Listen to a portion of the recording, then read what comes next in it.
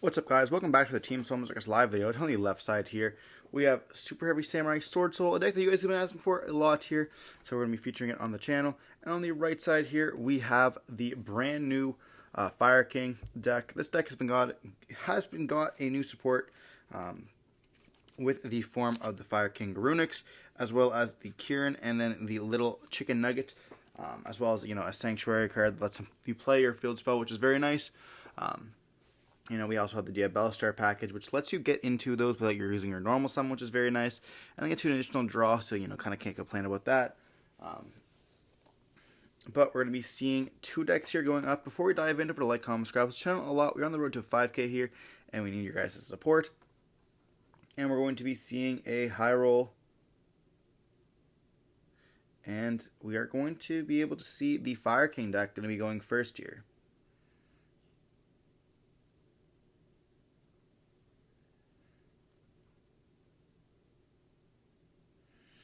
And we're going to be starting it off with the copy of Tenki without a search for any Beast Warrior. So there are multiple Beast Warriors we can search for in this deck. There are the Arvada, which is a monster negate, as well as the Rimbali, which is a spell and trap negate here. So searching for the Ringbali here.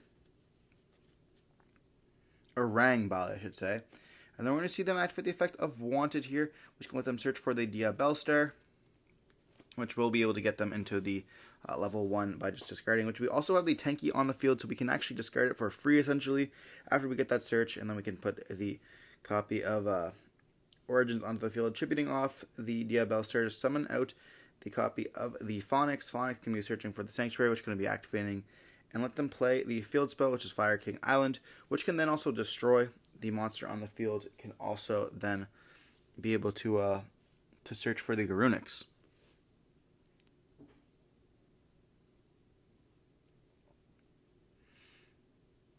They take a second to read the new cards, because they are brand new cards to this. Dropped on Wednesday, I believe.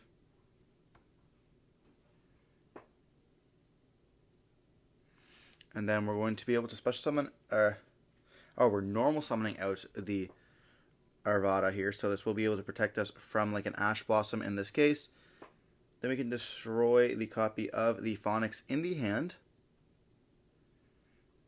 So let's then search for the Garunix, and then we're going to see the Garunix effect going to activate here to summon himself out because he saw that something was destroyed. And then we'll be able to destroy from the deck here, which is going to be able to destroy a copy of the Baron, which is going to add us a Fire King card during the standby phase of the next turn here. And we also have the Ringbali that we could have special summoned out because of the fact that we just destroyed a card, but maybe not really wanting to play into Nib very well.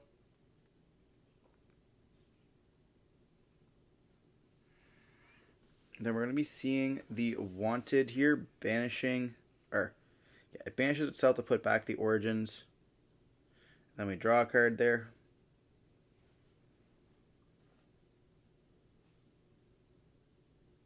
And we could have waited another turn by banishing the Origins as well if we wanted to wait, and then they could put back the Origins to then get another thing. But we just chose to not do that, apparently. We really wanted that extra Wanted draw, and we truly wanted, which was kind of funny here.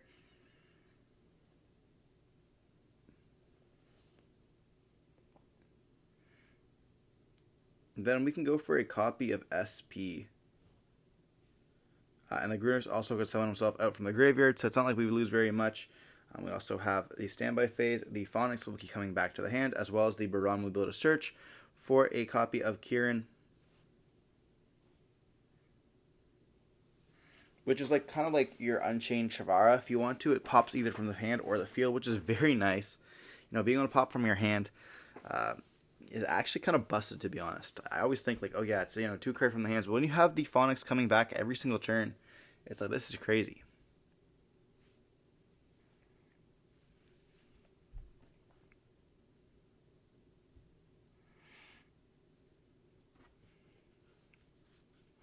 And then we do reveal to have the Ringbali here. It has all the cards that we know, and we reveal the 3. We are playing around there. We're going to see them activate the Bike here. And now, do we choose to negate this? We are going to be ashing it, which is all right. They do have the imperm here, so having to order your bike before your imperm is kind of unfortunate there. But I don't think there's generally any points they could have impermed. We're going to see the imperm on the Arvada here.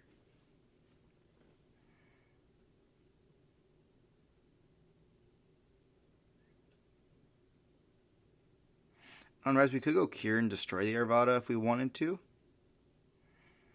We're going to see the emergency activate. And we're going to be chaining the Kieran to it. Destroying to summon himself out there. Searching for a Taya. Then we're going to see the effect of the... Chainlink 1 is going to be the Avatar. Chainlink 2 is going to be the copy of Grunix. And then Chainlink 3 is going to be the copy of Rangbali to summon himself out.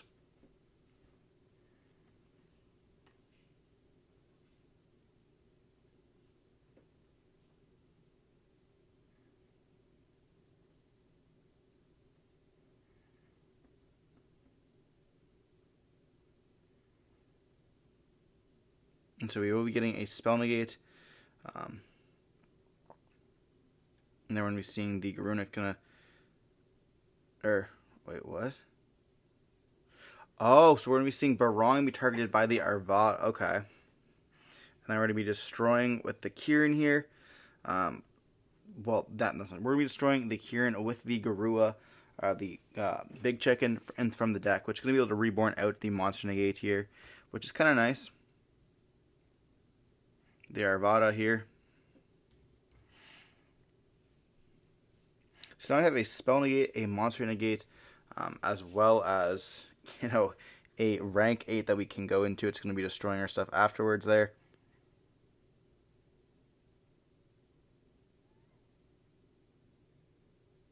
And an SP on top of all that as well. And it's going to scoop it up there, realizing that we have way too much, SP and a monster and a spell negate and a huge body with an XYZ that can board wipe the entire field is just too much for them to handle here. But moving on to game 2, you might see, a few other cards being sided in to the Swordsoul. They do have opportunities to make big boards, but we do have the opportunities to clear those boards and destroy with a bunch of our effects. There's so many possibilities, like with Kieran being able to activate, destroying a card that lets us summon back out. And then, if Kieran destroys Kieran, and then summons, and then just destroys another card on the field, you can interrupt at the right time and blow up a token, or blow up a non-token, depending on what they have. It's almost impossible just to see what there could be to be used. There's so many good spots to end up hitting. If they start with the tennies though, there's not really that many good spots, but we have Garunix that can still summon himself out and then can destroy a card, and then you have so much stuff.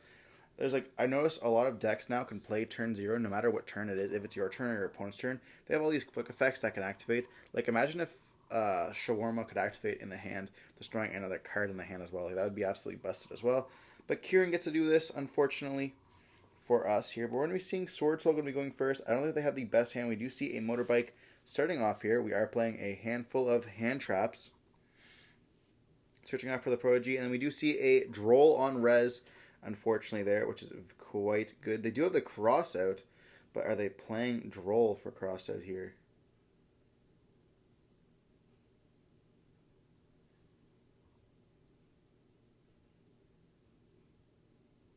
It doesn't look like they are, unfortunately. We're going to see them activate the Prodigy, summon himself out here, placing these Big Benki in the scale, which is going to be quite nice. We could, normal summon with the Mogi, activate the effect, put the token onto the field. So we do have the Blackout, which is kind of nice here. We're going to normal summon with the Mogi, activate the effect, revealing Blackout, summon himself out. Unfortunately, having the Blackout there is very unfortunate for us to be able to set it, I suppose. As a surprise type stuff. Go for the chaining there, and they're going to Chainlink 1, Chainlink 2, and then they realize, oh, we forgot about the Droll, and then they go, oh yeah, my bad, so then they take it back here. This is just a locals. We are doing just testing. You don't really want to be able to play to the best of your opponent. Like, we forget stuff. It's not at all like it's too far. Everything's revealed. I know they play Chi Chao. It's also not the best line to even make, so there's no really point of like forcing them to go into that.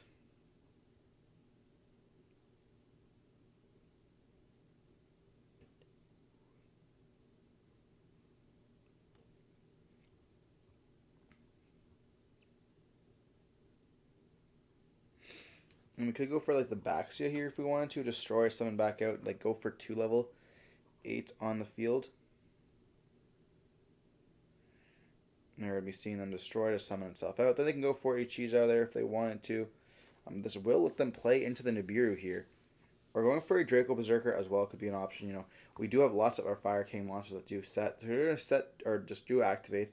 They're going to set 2 here, and then we're going to be hitting them with the Nibiru here after they had already set their cross out, which is quite unfortunate there, because it is a quick play spell. Wait till the absolute end of the turn, and then we end up going there. Like, there's no point of just saving the cross out there just in case they go before end of main. And here we're gonna be summoning out the Phonics and normal summoning, activating the effect there, and they now have no worm for blackout, so we're not worried about that at all. Then we see us search for the copy of Sanctuary, place down the Fire King Island here, which can destroy and summon. Then we're going to see them destroy it to summon himself out. The bigger version of himself, essentially. Chicken Nugget get destroyed for a good copy of Garunix.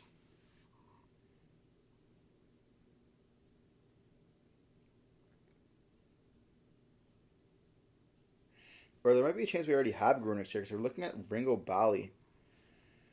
So it looks like we're going to go for the copy of Ringo. Then we're going to see the Garunix being triggering himself out to summon, and he's going to be able to destroy a Baron.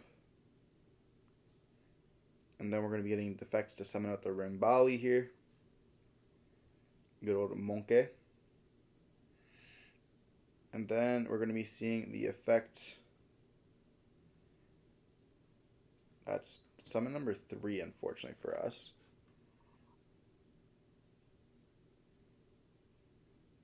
We don't really need to, we shouldn't play into Nib, especially against a deck like this. We know one of those face downs is a bluff, essentially, with the blackout, and only the 2 cards left in hand. It doesn't really matter, so we're going to go attack into it, and then we're going to be attacking. Bringing him down on life points, we do gain the attack of Baron here.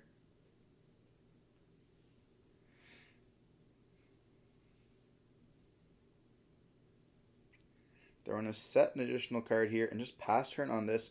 Having a spell negate and also being able to add back and search here for the Kieran is quite nice.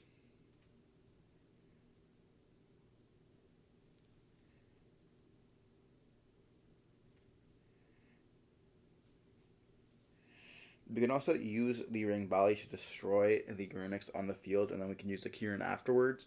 We're going to see an emergence here. And we are going to be negating it, most likely, with the Ring Bali there. And we just destroy the Phoenix. And they just scoop it up, realizing they do not have enough. They only had the cross out and the nib in the hand. That's just unfortunate for them. So we see the Fire King end up taking the duel here. Not the greatest hand. Having 2 double hand traps, those drills as well as Nibiru, just absolutely insane for these decks, shutting them down. Blowout cards for sure. Regardless, hope you guys enjoyed the video. Don't forget to comment, subscribe. I want to show off the power of Fire King there. Being able to summon up these huge boards, making these monster negates, spell negates, destroying all this stuff. Hope you guys enjoyed the video. Don't forget to comment, subscribe. See you next one. Stay safe. Peace.